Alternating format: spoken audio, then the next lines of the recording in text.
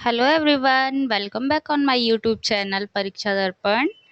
आज मैं आप लोगों के लिए सेकंड क्लास लेकर आई हूँ, जो अभी मैंने स्टार्ट किया है। नए के ब्लॉग्स करवा रही हूँ मैं आप लोगों के, डिटेल्ड में है। इससे अच्छा मुझे नहीं लगता कोई और करवाएगा यूट्यूब पे, तो बिल्कुल भी नहीं करवा सकता है। तो होप सो आप लोग अच्छे से पढ़ रहे होंगे। जो ये आपका आज का ब्लॉक है, ये पहला है आपका 501 का है। इसमें जो सेकंड यूनिट है ना, आज कंप्लीट हो जाएगी। जितनी भी रिपोर्ट्स हैं सारी कंप्लीट हो जाएगी, और इससे रिलेटेड जो प्रीवियस ईयर और क्वेश्चंस फ्रेम होंगे ना, वो मैं नेक्स्ट क्लास में करवाऊंगी। आज मैं कंप्लीट करवा रही हूँ आप लोगों की थ्योरी सेक्शन। ठीक है, चलिए आज की क्लास स्टार्ट करते हैं। वीडियो को लाइक, शेयर और चैनल को सब्सक्राइब जरूर कर दीजिएगा आप लोग। चलिए स्टार्ट करते हैं आज की क्लास।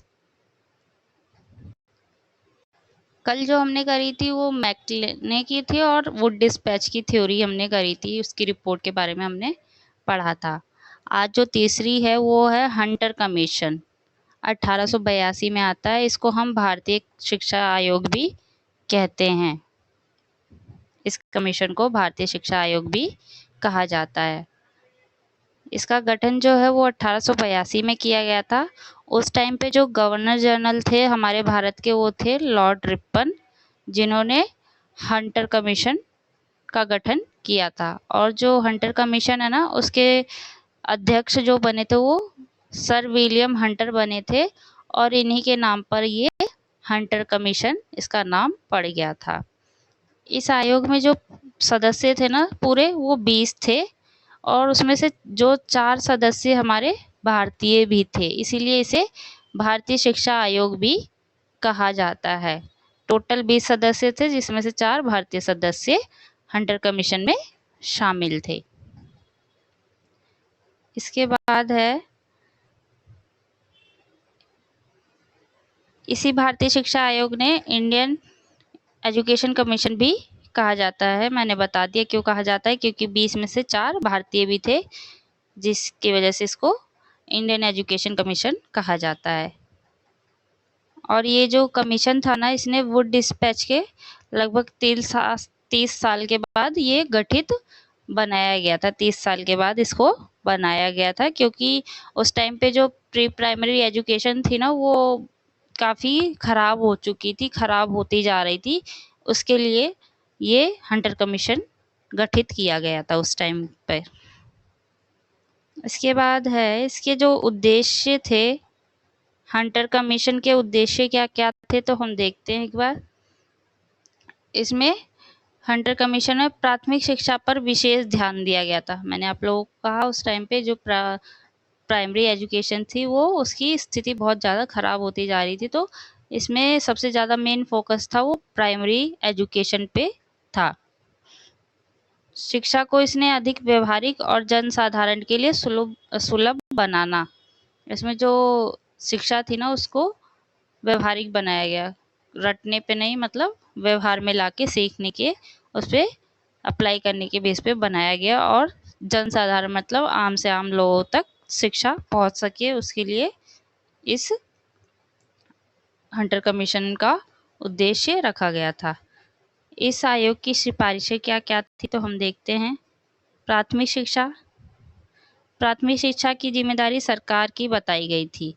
जो हंटर कमीशन था उसने क्या करा कि जो प्राथमिक शिक्षा होगी वो किसकी जिम्मेदारी बता दी गई, तो सरकार की जिम्मेदारी बता दी गई। और इसी कमीशन में कहा गया कि जो प्राथमिक शिक्षा है वो मातृभाषा, मतलब जो बच्चे की मातृभाषा है, जैसे हमारी हिंदी है हमारी मातृभाषा, तो हिंदी में ही पढ़ाया जाएगा। इंग्लिश है तो इंग्लिश, तेलुगु है तो तेलुगु, ये जितनी भी आप लोग की अगर जो मातृभाषा है उसी में पढ़ाया जाएगा। उसके बाद है, जो हंटर कमीशन था ना, उसने माध्यमिक शिक्षा को 2 भागों में विभाजित किया था। एक तो साहित्यिक शिक्षा थी, लिटरेसी लिटरेरी एजुकेशन थी, जिसको उच्च शिक्षा की तैयारी करनी थी। वो क्या करेंगे, विश्वविद्यालय में, यूनिवर्सिटी में जाके पढ़ाई करेंगे। दूसरी जो उन्होंने बनाई थी वो व्यावसायिक शिक्षा बना दी थी, वोकेशनल एजुकेशन बना दी थी, जिसको नौकरी करनी और व्यवहारिक जीवन के लिए कार्य करना है, काम धंधा सीखना है, तो वो व्यावसायिक शिक्षा करेगा। तो ये माध्यमिक स्तर पर उन्होंने 2 भागों में विभाजित कर दिया था शिक्षा को, साहित्यिक शिक्षा और व्यवहारिक शिक्षा। किसने किया? तो हंटर कमीशन ने किया था। और इसके अंतर्गत जो हंटर कमीशन है उसने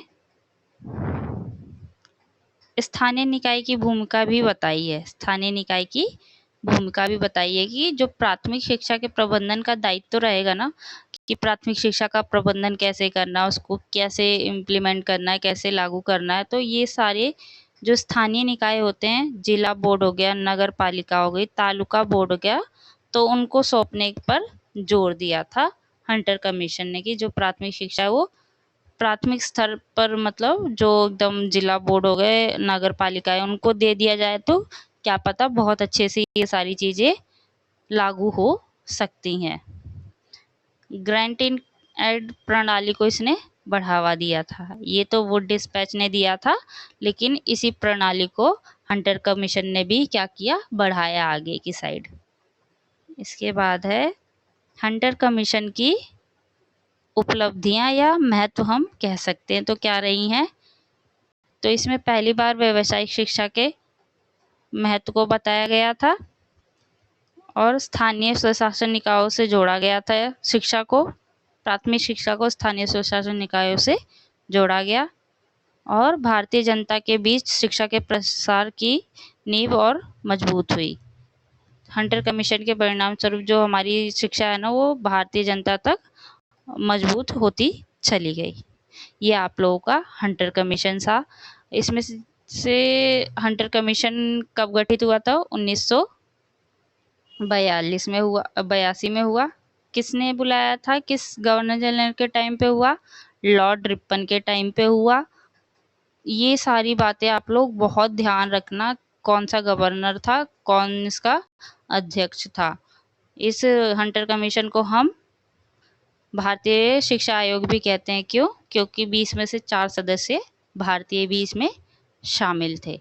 ये सारी इसकी महत्वपूर्ण बातें रही हैं, तो आप लोग देख लेना अच्छे से। इसके बाद हम निष्कर्ष की बात देख लेते। तो जो हंटर कमीशन है ना, इसकी सिफारिशों के बाद शिक्षा का जो क्षेत्र है ना, वो विकेंद्रित हुआ, मतलब डिसेंट्रलाइजेशन हो गया। क्योंकि इसने क्या करा? जिला स्तर, नगर पालिका, इन सब चीज़ों में शिक्षा को इसने बांटने का जिम्मा दिया कि इनको सौंपा जाए इसका दायित्व, कि ये इसको बढ़ाएंगे। तो ये विकेंद्रीकरण हुआ। स्थानीय निकायों को अधिकार देने के पीछे लॉर्ड रिपन की स्वशासन की नीति झलकती है। तो ये क्वेश्चन फ्रेम हो सकता है कि लॉर्ड रिपन ने क्यों स्थानीय निकायों को अधिकार देने का कहा? तो उससे उसकी स्वशासन की नीति झलकती है।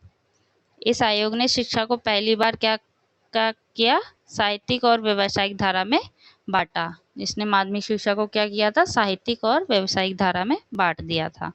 इसके बाद है आयोग की रिपोर्ट ने आगे चलकर भारत में तकनीकी एवं व्यावसायिक शिक्षा के विकास की नींव पड़ी। ये हमारा हंटर कमीशन कंप्लीट होता है। इसके बाद आया था, हंटर कमीशन के बाद आया विश्वविद्यालय आयोग। जो विश्वविद्यालय आयोग आया वो कब आया? 1902 में आया था। यूनिवर्सिटी कमीशन 1902 में इसका गठन किया गया था। इस टाइम पे गवर्नर जनरल कौन थे? तो लॉर्ड कर्जन थे। 1902 में इन्होंने ही इसका गठन किया था, यूनिवर्सिटी कमीशन का। यूनिवर्सिटी कमीशन के लिए इन्होंने लॉर्ड कर्जन ने अध्यक्ष इसको बनाया, तो सर थॉमस रैले को बनाया। जो यूनिवर्सिटी कमीशन है ना, इसको रैले कमीशन भी कहा जाता है, क्योंकि इसके जो अध्यक्ष थे वो थॉमस रैले थे। इसका उद्देश्य क्या था? तो भारतीय विश्वविद्यालयों की स्थिति सुधारने के लिए यूनिवर्सिटी कमीशन बोल सकते हो आप, या रैले कमीशन आप इसको बोल सकते हो, जो भारतीय विश्वविद्यालयों की स्थिति सुधारने के लिए बनाया गया था। किसके द्वारा? तो लॉर्ड कर्जन के द्वारा बनाया गया था। इनकी सिफारिशें क्या क्या थी रैले कमीशन या यूनिवर्सिटी कमीशन की? तो जो विश्वविद्यालय है उनका पुनर्गठन किया जाए, एफिलिएशन संबद्धता नियम को कठोर किया जाए, मतलब जो एफिलिएटेड होते हैं ना, आज के टाइम पे तो सीबीएसई चलता है, आप लोग देखते ही होंगे कि हर स्कूल सीबीएसई से एफिलिएटेड होना चाहिए या यूजीसी से मान्यता प्राप्त करी होने कॉलेज होने चाहिए। तो ये बात होती थी, यही कहा गया कि जो नियम है वो कठोर बनाया जाए ताकि सही तरीके से शिक्षा प्रसारित हो सके। हर कोई अपना मन मर्जी कहीं भी स्कूल या कॉलेज ओपन ना कर सके, बल्कि परमिशन लेकर ही ओपन करे। और इसके बाद है शिक्षण और अनुसंधान को बढ़ावा दिया जाए, पाठ्यक्रम में सुधार किया जाए। ये सारी सिफारिशें थी यूनिवर्सिटी कमीशन की। इसके क्या परिणाम हुए तो वो देखते हैं हम। इसके जो परिणाम निकले ना, 1904 में भारतीय विश्वविद्यालय अधिनियम इंडियन यूनिवर्सिटी एक्ट 1904 पारित हुआ। इंडियन यूनिवर्सिटी एक्ट 1904 में पारित हुआ। ये गठित कब हुआ तो 1902 में ये गठित हुआ और 1904 में ये क्या हो गया, पारित हुआ।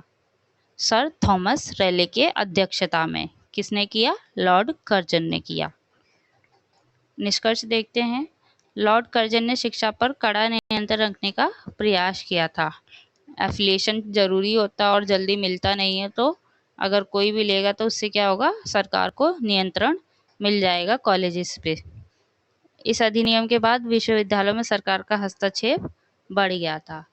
एफिलिएशन की बात करी गई है ना, तो क्या होगा, सारी चीज़ें सरकार के अकॉर्डिंग ही चलेगी। उसमें जो करिकुलम है, पाठ्यचर्या है, पाठ्य पुस्तक है, वो सब सरकार के अनुसार चलेगी। तो सरकार का जो हस्तक्षेप था वो बढ़ गया। अध्यापकों की भर्ती व प्रशासनिक नियंत्रण में सुधार किए गए। ये अच्छी चीज़ें थी। तो ये आपका यूनिवर्सिटी कमीशन रहा है जो 1902 में आया था, सर थॉमस रेले की अध्यक्षता में लॉर्ड कर्जन ने गठित किया था। और जब इंडियन यूनिवर्सिटी एक्ट कब पारित हुआ तो 1904 में पारित हुआ। ये जो मैं बोल रही हूँ ना, यही क्वेश्चंस बन के फ्रेम होकर आते हैं और ये वाले क्वेश्चंस आ रखे हैं कि इंडियन यूनिवर्सिटी एक्ट कब पारित हुआ था तो 1904 में। आप लोग प्रीवियस ईयर जब सॉल्व करेंगे ना मेरे साथ, आप लोग देखेंगे ये क्वेश्चन आए हुए हैं पेपर में। इसके बाद आता है सैडलर आयोग, सैडलर कमीशन, जो 1917 से 1919 तक रहा था। 1917 में ये आया था। जिसका गठन है सैडलर आयोग का 1917 में आया था। अध्यक्षता इसकी माइकल सैडलर ने करी थी और इन्हीं के नाम पर इसका आयोग का नाम पड़ गया सैडलर आयोग। इसका उद्देश्य क्या था तो कलकत्ता यूनिवर्सिटी की समस्याओं की जांच करना। इसको कलकत्ता यूनिवर्सिटी आयोग भी बहुत बार लिख के आ जाता है पेपर में। ये वाला क्वेश्चन आया हुआ है, ये वाला भी आया था। मैंने जब पेपर दिया था पीआरटी का तो उसमें भी ये क्वेश्चन आया था। और ऊपर वाला जो बताया मैंने अभी एक्ट वाला, यूनिवर्सिटी एक्ट, वो भी आया था और ये क्वेश्चन भी आया था। तो ये कलकत्ता विश्वविद्यालय की समस्या की जांच के लिए आया था 1917 में। किसकी अध्यक्षता में आया तो माइकल सैडलर की अध्यक्षता में आया था। इसके जो अवलोकन, क्या क्या इसने अवलोकन किए, मतलब क्या क्या इसने ऑब्जर्व किया जब ये आया, तो इसने देखा कि जो विश्वविद्यालय है ना उनके कमजोर होने का कारण क्या है। तो उसने बताया कि जो माध्यमिक शिक्षा है ना वो कमजोरी बताई। विश्वविद्यालय कमजोर क्यों है, क्योंकि माध्यमिक शिक्षा कमजोर है। बच्चों को बहुत ही कम उम्र में क्या करा जा रहा था, विश्वविद्यालय में एडमिशन दे दिया जा रहा था, जिससे वो सही तरीके से, अगर उम्र अगर सही नहीं हुई एजुकेशन की तो वो बच्चे का मेंटल लेवल उतना नहीं होगा और वो उसको समझ भी नहीं सकते। अगर मेंटल लेवल उनका ठीक नहीं रहा, उस स्तर तक नहीं रहा। कहाँ बच्चे का लेवल है 10वीं का और कहाँ उसको एजुकेशन दी जा रही है यूनिवर्सिटी लेवल की, तो वो माइंड में चीज़ें नहीं जाती हैं। तो यही कारण उसने बताया था कि विश्वविद्यालय कमज़ोर होने का कारण सबसे ज़्यादा था माध्यमिक शिक्षा का कमज़ोर होना, क्योंकि बच्चे माध्यमिक शिक्षा में बहुत जल्दी निकल जा रहे थे या उनको सही से पढ़ाया नहीं जा रहा था जो थे, और वो यूनिवर्सिटी में पहुंच जा रहे थे। और इसने क्या किया तो इसने सिफारिश करी कि जो माध्यमिक शिक्षा और विश्वविद्यालय शिक्षा है उनको आपस में जोड़ने की ज़रूरत है, ये इसने बताया। इसके बाद इसकी जो सिफारिशें थी वो देखते हैं हम।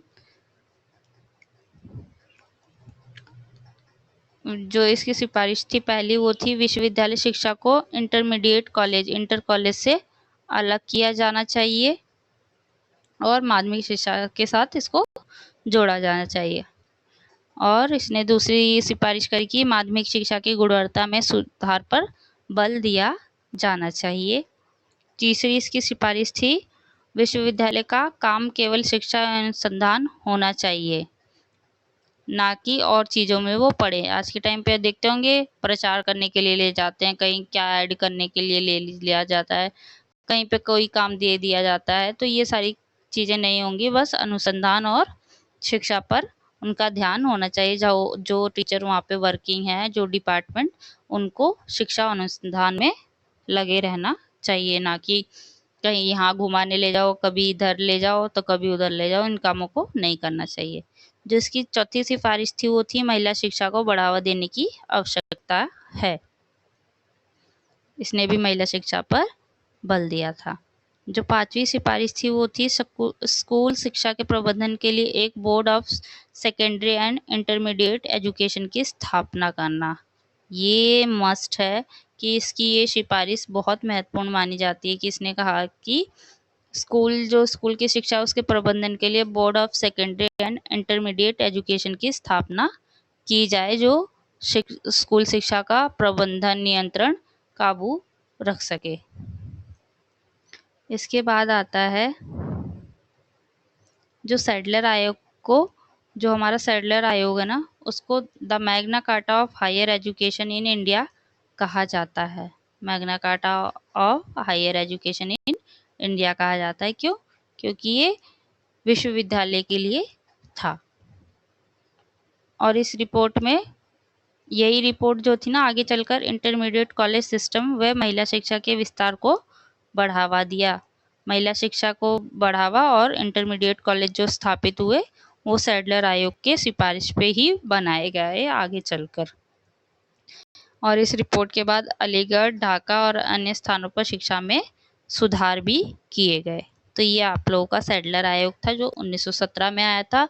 इसे कलकत्ता विश्वविद्यालय आयोग भी कहा जाता है। पेपर में दोनों लिख के आ सकता है, सैडलर आयोग या कलकत्ता विश्वविद्यालय आयोग। कब आया था? तो 1917 में आया था।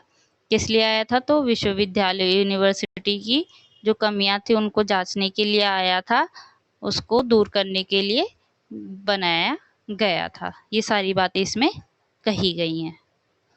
इन सारी रिपोर्ट से क्वेश्चन फ्रेम होते हैं और हर एक शिफ्ट में पूछे जाते हैं। आप लोग कोई सा भी शिफ्ट उठा के देख लेना, हर एक शिफ्ट में आपको 1-2 क्वेश्चन जरूर मिलेंगे। कोई ऐसी शिफ्ट नहीं होगी जिसमें नहीं आए हो। इसके बाद है हॉट डॉग समिति आई। हॉट डॉग समिति 1929 में आई थी। इसका बैकग्राउंड हम देखते क्या रहा था। तो जो साइमन कमीशन है ना, उसका गठन 1927 में हुआ था। इस साइमन कमीशन की सिफारिश पे ही शिक्षा की स्थिति जांचने के लिए ये समिति, हॉट डॉग समिति बनाई गई थी। किसकी अध्यक्षता में बनाई गई थी? तो सर फिलिप हॉटोंग हॉडोंग लिखा है, हॉडोंग के इसमें बनाई गई थी। इसीलिए ये जो कमेटी है इसका नाम भी हॉडोंग कमेटी पड़ गया था। इसका जो उद्देश्य था ना, वो था भारतीय शिक्षा की गुणवत्ता और प्रगति का मूल्यांकन करने के लिए साइमन कमीशन की सिफारिश पे ये बनाई गई थी आप लोगों की। इसने जो हॉडोंग कमेटी है, इसने शिक्षा का नया ढांचा दिया था, जिसमें 10 वर्ष तक तो स्कूली शिक्षा होगी, प्राइमरी और सेकेंडरी जिसमें शामिल होगा। स्कूली शिक्षा 10 वर्ष के लिए होगी, जिसमें प्राइमरी और सेकेंडरी एजुकेशन शामिल होगी। 2 वर्ष के लिए इंटरमीडिएट शिक्षा होगी। 3 वर्ष की जो होगी वो डिग्री कोर्स होगा। इसके बाद इसने महिला शिक्षा को बढ़ावा देने की भी सिफारिश करी थी। माध्यमिक शिक्षा के लिए अलग बोर्ड, सेपरेट बोर्ड बनाने का प्रस्ताव किसने दिया? तो हडोंग समिति ने दिया। माध्यमिक शिक्षा के लिए अलग बोर्ड बनाने का प्रस्ताव हडोंग समिति ने दिया और इसने 10 वर्ष तक स्कूल शिक्षा कहा था। ये इसकी नई संरचना थी शिक्षा की।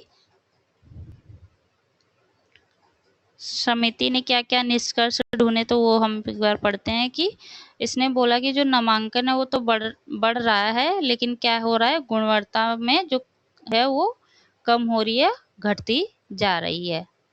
तो इसने प्राथमिक स्तर पर ड्रॉप आउट बहुत अधिक था। इसके जब ये आया था ना हडोंग समिति कमेटी, तो उस टाइम पे इसने देखा तो नामांकन एनरोलमेंट बढ़ रहा है, बच्चों की संख्या स्कूलों में बढ़ रही है, लेकिन जो स्कूल की गुणवत्ता, शिक्षा की गुणवत्ता है वो अच्छी स्थिति में नहीं थी।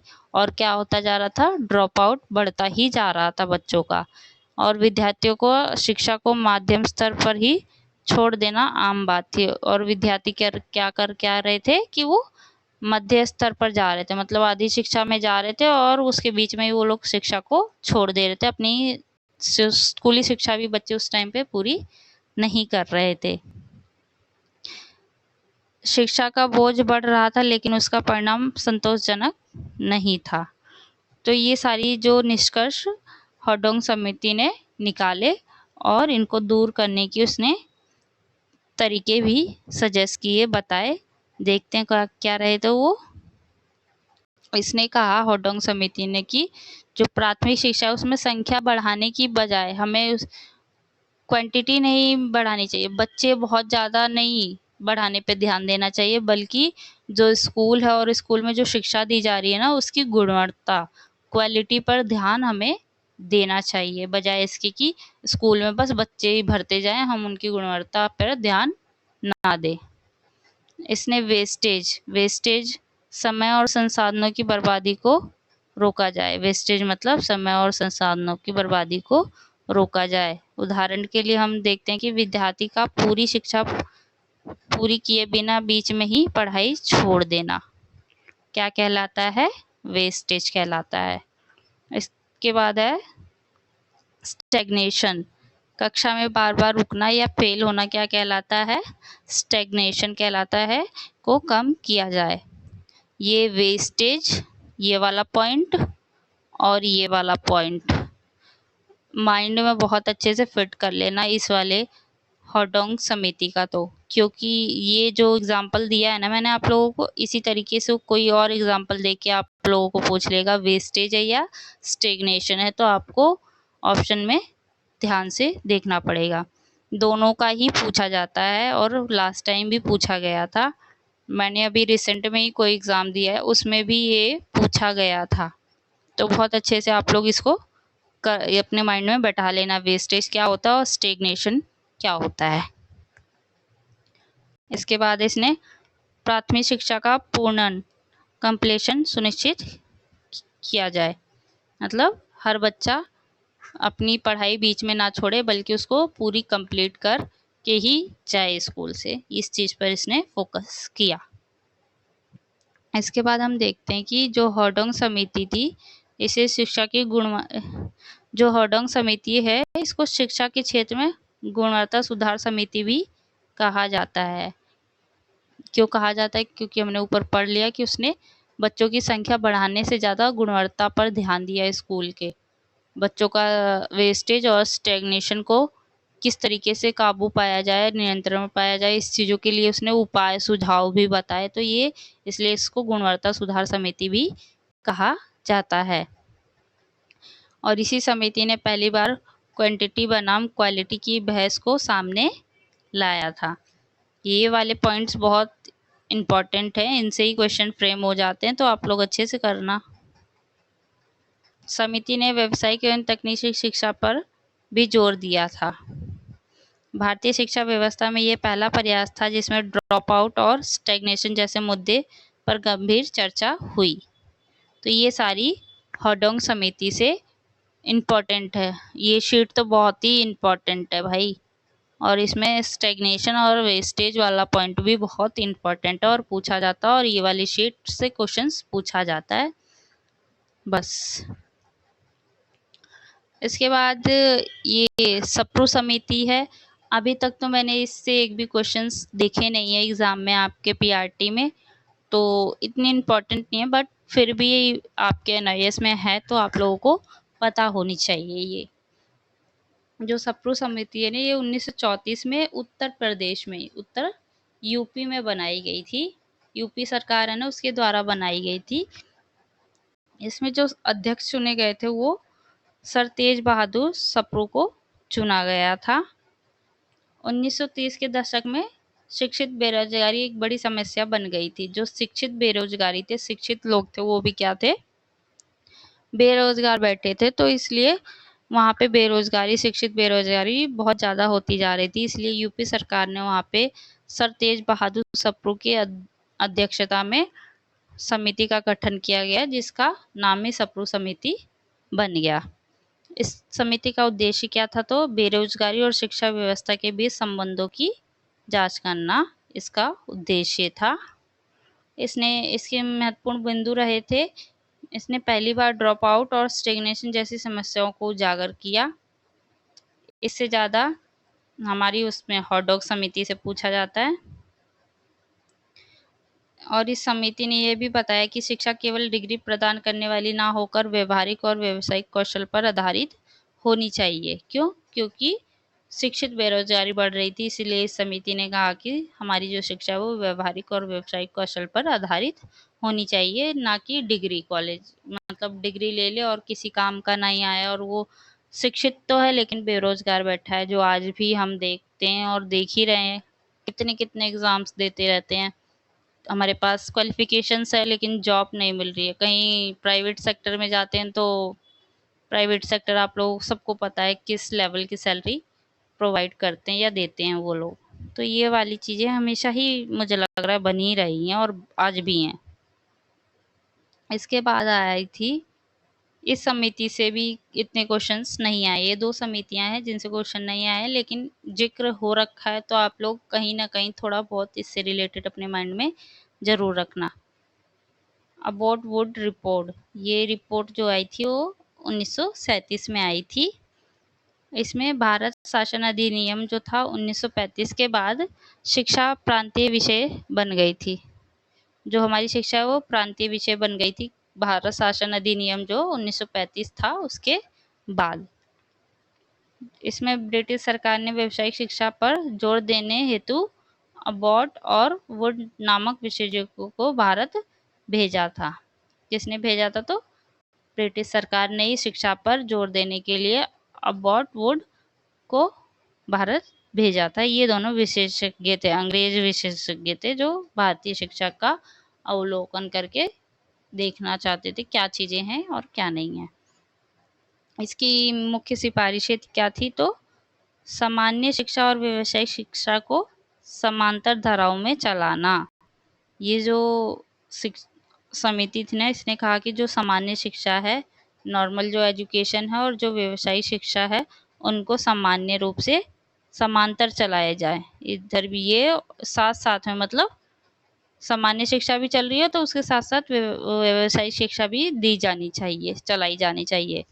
भारत में पॉलिटेक्निक शिक्षा प्रणाली की नींव रखी। इसी शिक्षा ने क्या करा, इसी समिति ने भारत में पॉलिटेक्निक शिक्षा की नींव भी रखी थी, ताकि बच्चे पॉलिटेक्निक करके आज भी कर रहे हैं। गांव साइड में आप देखोगे तो बहुत बच्चे करते हैं, शहरों में भी करते हैं, और कोई ना कोई जॉब इनको मिल ही जाती है इस तरीके से। तो इसलिए इन्होंने ये स्टार्ट करी थी उस टाइम पे।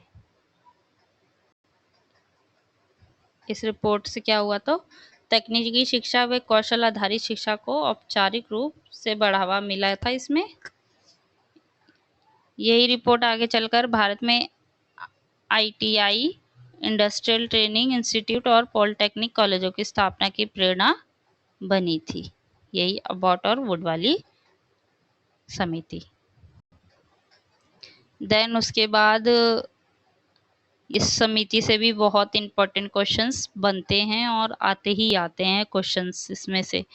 जाकिर हुसैन समिति रिपोर्ट, ये जो आई थी 1937 में आई थी।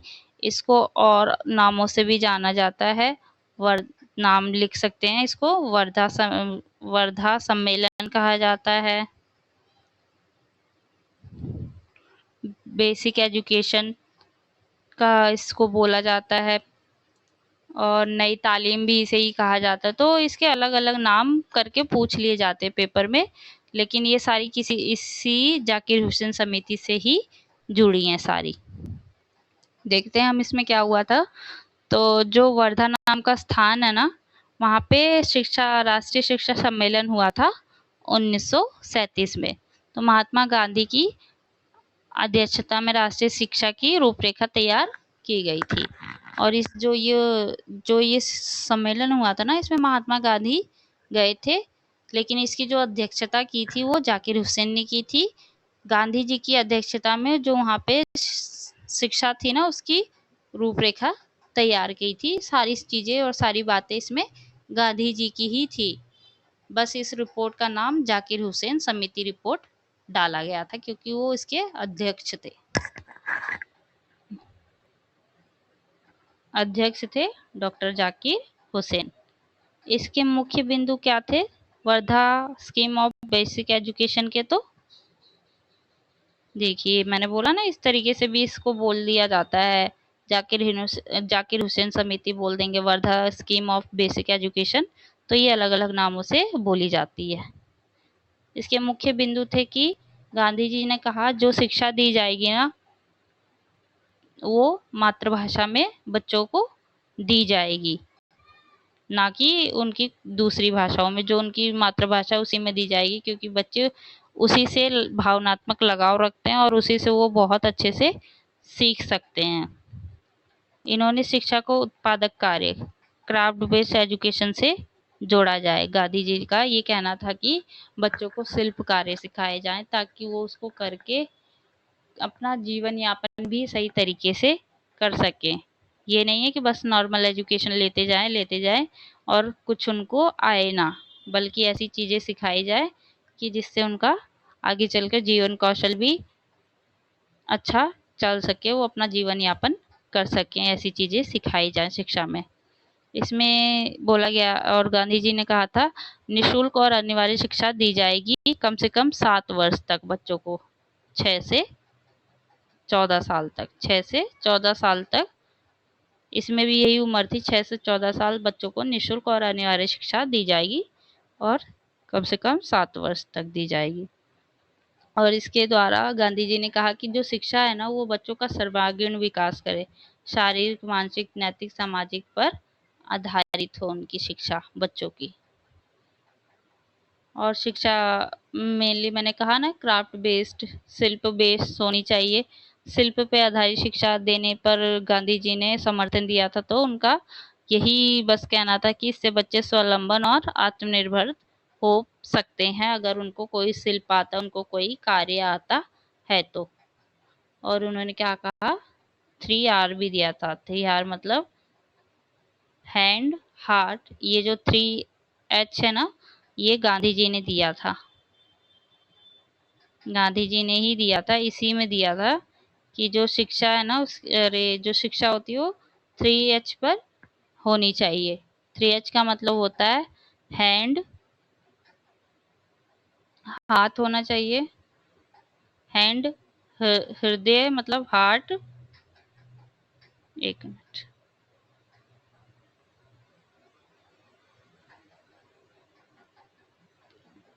हृदय, एक मिनट, हृदय आप लोग, हृदय होना चाहिए।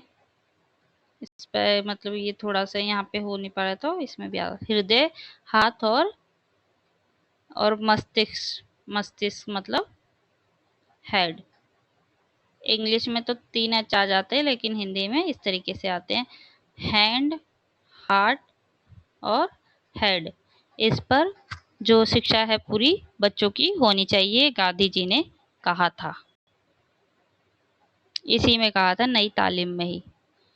और इसी योजना को बेसिक एजुकेशन या नई तालीम भी कहा जाता है। तो मैंने आप लोगों को बोला इसको वर्धा स्कीम भी कहा जाता है, जाकिर हुसैन कमेटी भी कहा जाता है, बेसिक एजुकेशन भी कहा जाता है और नई तालीम भी कहा जाता है। इनमें से कोई सा भी नाम आ जाए ना तो आप लोग अपने माइंड में यही फिट करना कि ये 1937 वाली कमेटी की बात हो रही है, जो गांधी जी ने तैयार करी थी सारी चीज़ें। इसमें इसमें गांधी जी ने, ये मैंने आपको बता दिया कि हस्तकला के साथ शिक्षा देने पर विचार पर आधारित थी ये शिक्षा।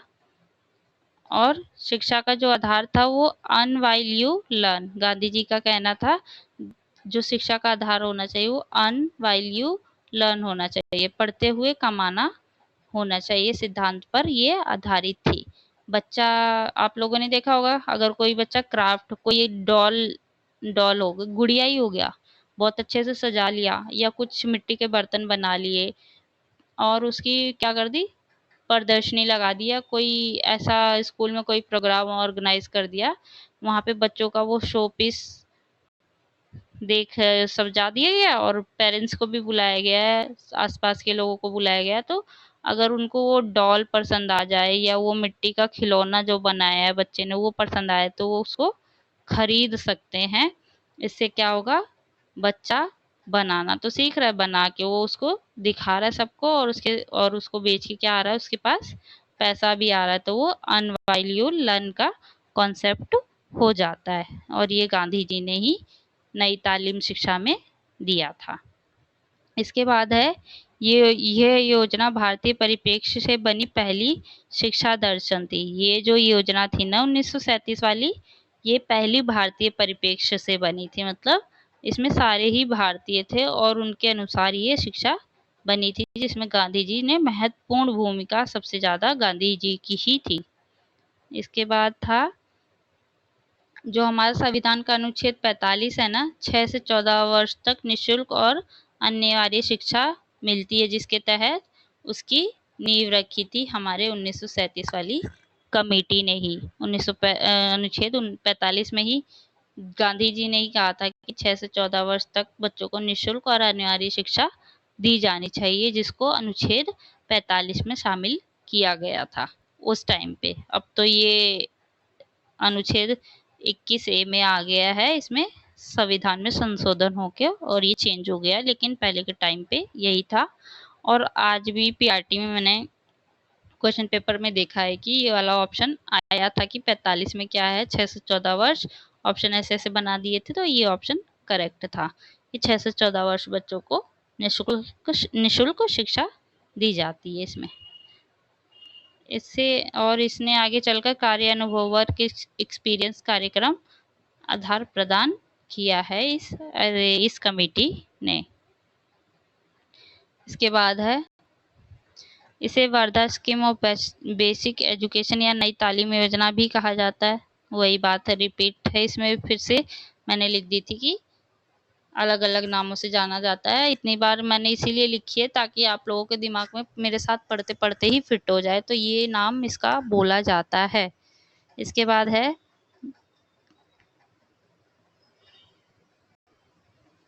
देखिए आप लोग,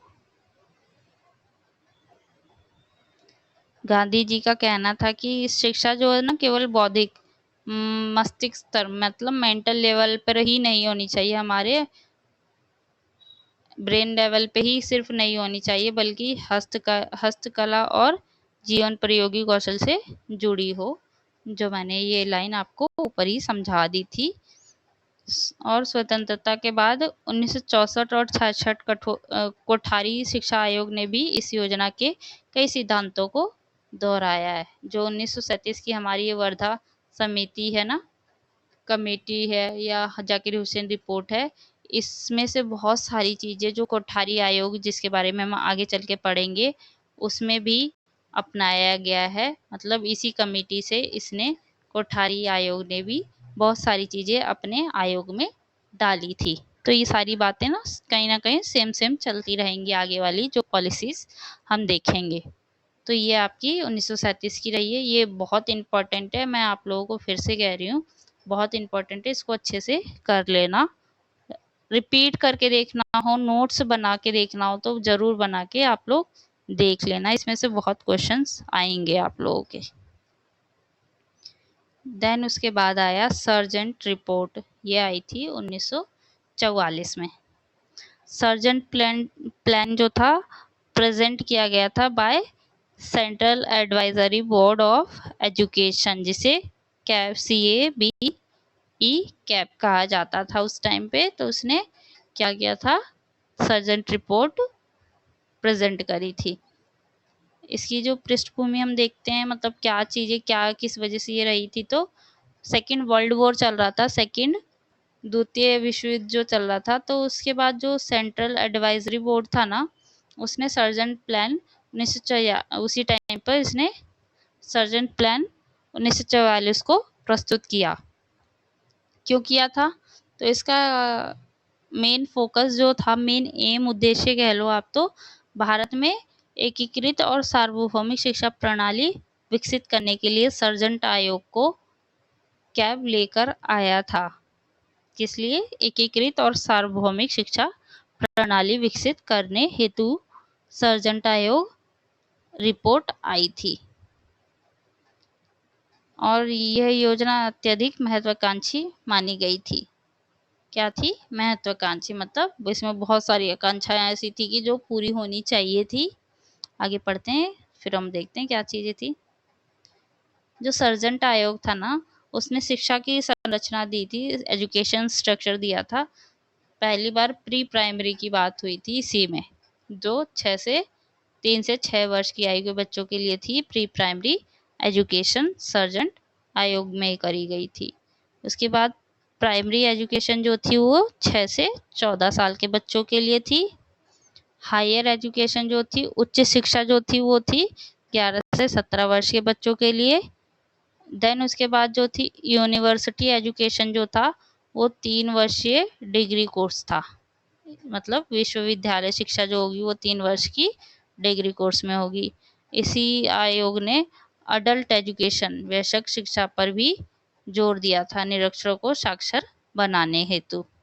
अडल्ट एजुकेशन मतलब जो वयस्क बड़े लोग होते हैं ना, उनके लिए इसने दिया था कि जो वयस्क हैं और निरक्षर हैं, जिनको पढ़ना लिखना नहीं आता, उनको भी हमें पढ़ना लिखना सिखाना चाहिए। तो ये भी इसकी बहुत महत्वपूर्ण विशेषता रही थी। और इसने फिजिकल एजुकेशन और विकलांग बच्चों की शिक्षा पर भी क्या करा था, बल दिया था। ये पहली बार था कि इसने वयस्क शिक्षा और विकलांग बच्चों की और शारीरिक शिक्षा पर बल दिया था सर्जेंट आयोग ने। इसके मुख्य उद्देश्य क्या रहे थे, तो हम देखते हैं। इसने भी क्या कहा था कि जो बच्चे होते हैं उनको मुफ्त और अनिवार्य शिक्षा प्रदान करनी चाहिए। शिक्षा को लोकतांत्रिक, व्यवहारिक और सर्वांगीण बनाना चाहिए।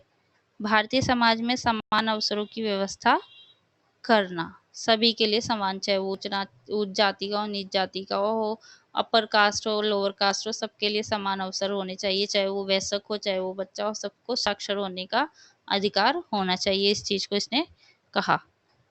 इसके बाद है, इसकी सब सीमाएं क्या थी, मतलब विफलता, ये फेल क्यों हो गया था। तो जो उस टाइम पे ना द्वितीय विश्व युद्ध हो रहा था 1944 में, कहीं ना कहीं एंड होने वाला था उसका, द्वितीय विश्व युद्ध का। तो उसकी वजह से जो सारे संसाधन थे और पैसे थे ना, वो वार में लग गए थे। वॉर जो हो रहा था ना, उसमें लग गए थे, युद्ध में लगा दिए गए थे।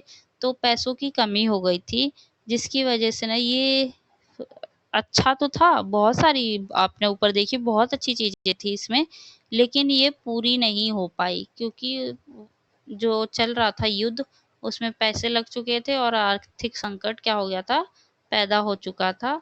इस वजह से ये क्या हो गई थी, फेल हो गई। ये अत्यधिक महत्वाकांक्षी और खर्चीला था, इस वजह से ये नहीं हो पाई भाई, क्योंकि इसमें पैसा चाहिए था सबको, और पैसा था नहीं क्योंकि वार हो रहा था, तो ये फेल हो गई।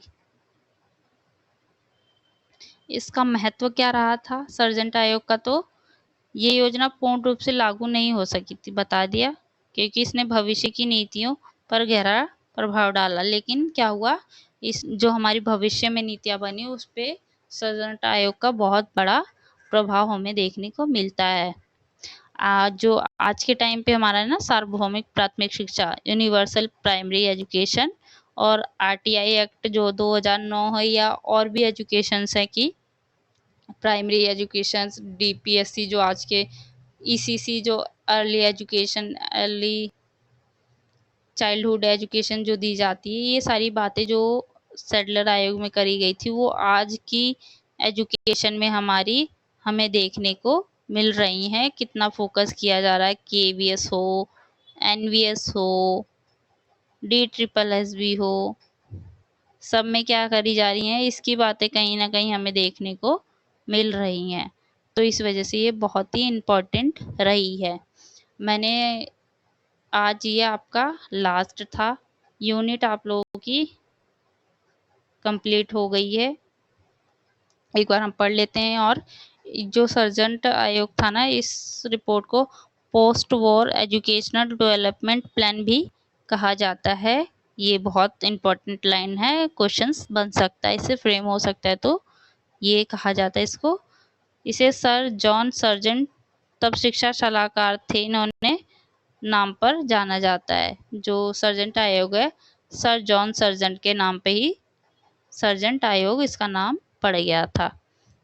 रिपोर्ट में ये बोला गया था कि योजना को पूर्ण रूप से लागू करने में 40 वर्षों तक का समय और भारी आर्थिक संसाधनों की आवश्यकता होगी।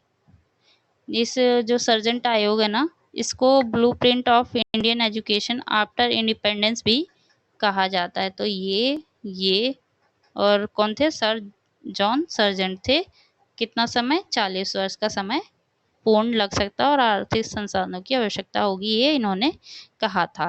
तो ये आप लोगों की एजुकेशन पॉलिसी थी सारी। ब्लॉक जो आपका ब्लॉक है,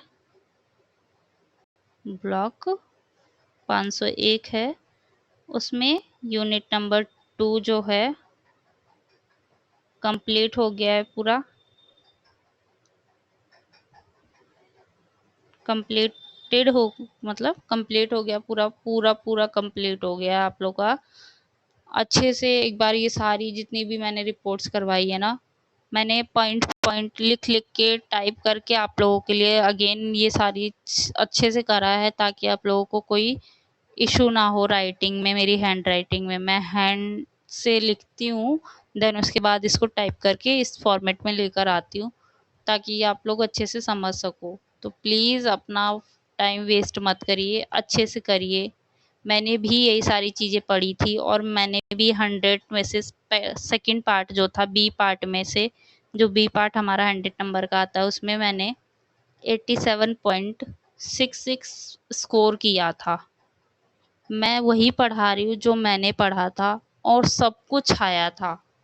मैं ऐसा नहीं कहूँगी कि मैंने कुछ अलग पढ़ा था। भाई मैंने भी एनआईएस पूरी पढ़ी थी और यही सारी चीज़ें आई थी। वो अलग बात है कि मैं फर्स्ट पार्ट को बहुत लाइटली लेती थी और मैंने बिल्कुल फोकस नहीं किया, जिस वजह से मेरा रिजल्ट उस टाइम पे मुझे देखने को नहीं मिला था।